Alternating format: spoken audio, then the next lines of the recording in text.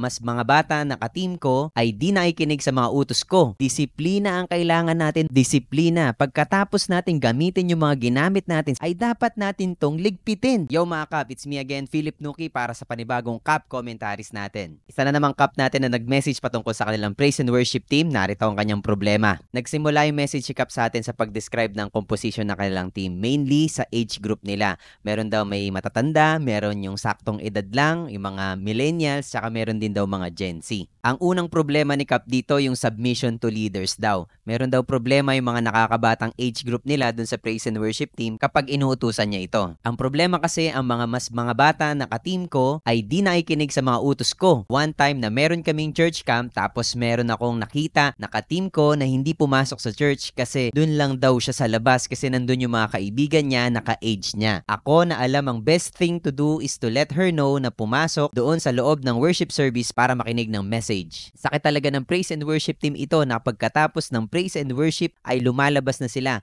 at hindi na ikinig sa preaching ng pastor at bumabalik na lang ulit kapag kailangan tumugtog sa offertory or special number tsaka sa closing song. Alam ko mga Kap, nakaka-relate din kayo sa akin sa ganitong klase ng problema. Lahat ng bahagi ng worship service ay dapat nandun din tayo sa loob, lahat ng members ng praise and worship team. Importante yung opening prayer, yung sinasabi ng presider, yung pagpe-preach, praise and worship team hanggang doxology. Lahat ng segment ng worship service dapat nandun tayo, present tayo, lalong-lalo na sa Word of God. Dapat nauunawaan natin bilang praise and worship team member ang Word of God. Paano magkakaroon ng saysay yung ating pag-awit, yung pagtugtog natin ng mga worship songs kung tayo mismo hindi natin nauunawaan o hindi tayo na-educate, hindi tayo nag-grow sa Word of God. So para sa iyo na sinasabihan ni Kap, dapat mag-i-stay tayo sa loob after ng praise and worship. Hindi yung lumalabas tayo pagkatapos ng praise and worship team na segment. Okay, sige, bigyan natin ng benefit of the doubt yung ating Kap na ito na sinasabihan. Lumalabas daw siya para samahan yung mga kaibigan na ka-age group niya. Ganito, lahat ng mga ka-age group mo din, kung invited ba yan o talagang Christian na siya, ay dapat pa rin nasa loob sila ng church. Otherwise, nawawalan din ng saysay yung pagpunta nila sa church kung nasa labas lang sila ng simbahan at doon lang sila nagbabanding-banding. Tandaan sa mga nakababata nating members dyan na sinasaway natin, huwag niyong i-take ito kapag pinagsasabihan kayo na offense para sa inyo. But rather, it is an opportunity for you to grow, to listen to your leader dahil may sense naman talaga yung pagsabi nila sa atin ng katotohanan na hindi tayo dapat nag-i-stay sa labas. Dapat nandun tayo sa loob ng simbahan para makinig at tapusin mula simula hanggang katapusan ng ating worship service. Okay, dumako tayo sa pangalawang problema ni Kap. Tapos another team ko na sinabihan ko, clean this after you're done kasi madumi and meron pa akong ibang gagawin na other ministry na occupied siya. In the meantime, hindi ako makatulong sa kanya sa paglinis ng kalat pero pagbalik ko sa place, pinabayaan lang niya at umalis. Marami pang bagay na di sila naikinig, hindi lang sa mga mas bata sa akin, sa mga slightly older than me. Sad kasi ang gusto ko lang naman ay masolve ng mga problems like cleaning tapos di sila naikinig. Okay mga Kap, dapat hindi na kailangang i-memorize ito para sa atin. Disiplina ang kailangan natin mga Kap, disiplina. Pagkatapos natin gamitin yung mga ginamit natin sa simbahan, hindi lang sa praise and worship team,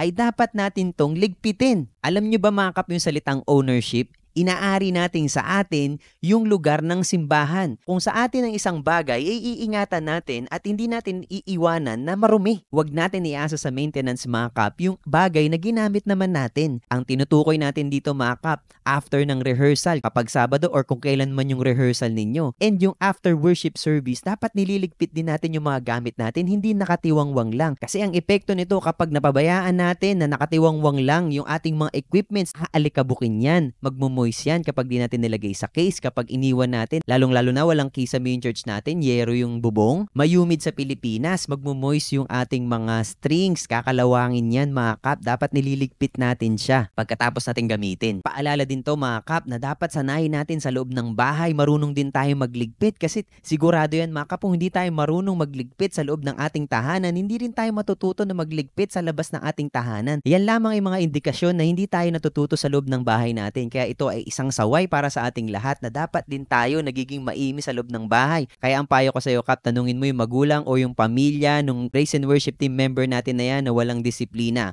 Kung ganito rin ba siya sa kanyang tahanan. At makipagtulungan tayo sa kanilang pamilya na doon masanay sa loob ng bahay para pagdating sa church, marunong na din. Or kung hindi pa rin talaga natututo sa loob ng bahay, ituro natin mismo sa loob ng church, sabihan natin siya. Maging maayos lang din tayo sa pagsasalita para hindi tayo maging offensive para sa kanya. Okay, ito palang Kap natin ay anak ng pastor at ang kanyang nanay ay pumanaw na daw. Ang nanay pala ni Kap ang nakatoka sa paglilinis ng simbahan. Silang buong pamilya pala ang nagpapatakbo ng simbahan. So nagtutulong-tulungan sila. Yung tatay niya na pastor, siya na anak, at saka yung mom niya. Kaso pumanaw na yung nanay ni Kap at si Kap na lang yung naaasahan ng kanyang tatay na pastor para sa paglilinis ng kanilang simbahan. Kaya naman isang malaking burden para sa kanya, parang feeling niya nag-iisa siya dun sa loob ng simbahan kasi walang tumutulong sa kanya sa paglilinis ng church.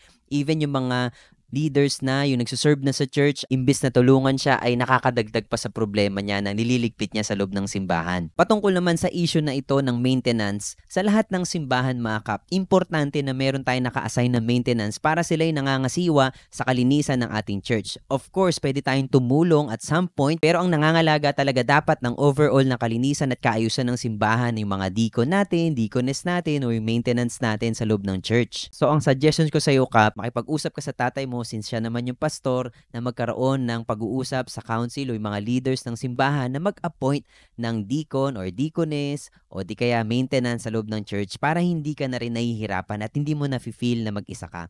So nararamdaman ko yung nararamdaman ni Kap na yung pressure pagdating dito sa pangangalaga at pagpapatakbo ng ministry sa loob ng iglesia. Napakahirap nga nito kung ibibigay lang lahat natin yung burden sa isang tao or kay pastor lang o sa anak ng pastor o sa pamilya ng pastor. Bilang isang iglesia ay nagtutulungan tayo. Hindi natin pinagtutulungan yung ating mga pastor, yung mga leaders natin, kundi tinutulungan natin sila. Maliit man na bagay o malalaking bagay, dapat present din tayo sa kanila. Hindi lamang dito, napansin ko rin problema dito is parang nafe-feel daw niya na mag-isa siya. So dapat dito bilang isang church, nagiging sensitive din tayo dun sa ating mga leaders, yung anak ng pastor, para kausapin din natin sila. Magkaroon tayo ng fellowship sa kanila. Ipag-pray natin sila, samahan natin sila, damayin natin sila, tulungan natin sila. So there you have it mga Kap, para sa ating Kap commentaries. Kung meron pa kayong mga concern o mga tanong, i-message nyo lang din ako. Di kaya sa comment section, kung meron ako nakalimutan sa mga nasabi ko or kung may mga mali ako nasabi, mag-comment lang kayo sa comment section below. Ayan lamang muna mga Kap. Follow for more. Ayos!